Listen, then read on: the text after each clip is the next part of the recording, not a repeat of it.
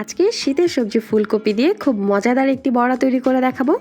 ইনশাআল্লাহ বড়াটা আপনাদের সবার অনেক ভালো লাগবে। অবশ্যই শীত শেষ হওয়ার আগে আগে আপনারা একবার হলেও ঘরে তৈরি করে দেখবেন।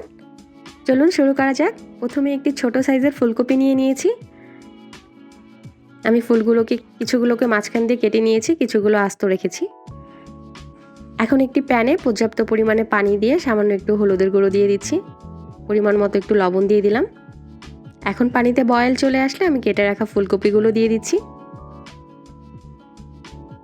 ফুলকপিগুলো দিয়ে নেড়ে চেড়ে আমি ঢাকনা দিয়ে ঢেকে হাফ বয়েল করে নেব। খুব বেশি পরিমাণে সেদ্ধ করা যাবে না। অন্যদিকে আমি একটি বাটিতে হাফ কাপ চালের গুঁড়ো নিয়ে নিচ্ছি, একটি পেঁয়াজ কুচি দিয়ে দিলাম, কিছুটা পরিমাণ ধনিয়া পাতা কুচি দিয়ে দিচ্ছি, 1 চা চামচ রসুন বাটা দিয়ে দিচ্ছি, 1 চা চামচ আদা বাটা দিয়ে দিচ্ছি, লাল মরিচের গুঁড়ো দিয়ে দিলাম 1 চা চামচ, হলুদ গুঁড়ো দিয়ে দিচ্ছি 1 চা চামচ, ভাজা জিরের গুঁড়ো দিয়ে দিচ্ছি 1 চা চামচ, আমি লবণ দিয়ে দিচ্ছি পরিমাণ মতো। এখন সব কিছু একটু নেড়ে চেড়ে নিচ্ছি।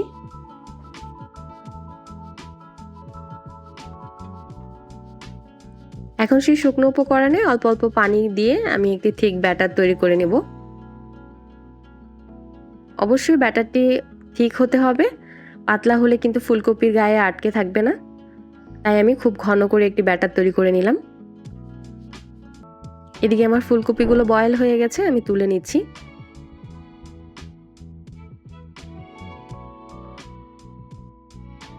এখন সেই ফুলকপিগুলো ব্যাটারের মধ্যে ডিপ করে আমি তেলে দিয়ে দিচ্ছি। মিডিয়াম টু লো হিটে আমি ভেজে নেব।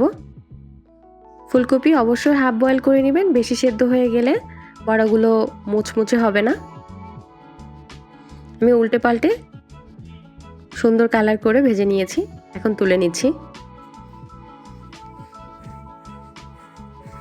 খুবই মজাদার একটি নাস্তা, অবশ্যই আপনারা একবার হলেও ঘরে তৈরি করবেন।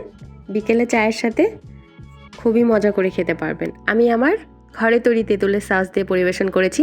এটির রেসিপি আমার চ্যানেলে অলরেডি দেওয়া আছে। আমার রেসিপিগুলো ভালো লাগলে লাইক, কমেন্ট, শেয়ার করবেন। আমার চ্যানেলটিকে সাবস্ক্রাইব করবেন। আল্লাহ হাফিজ।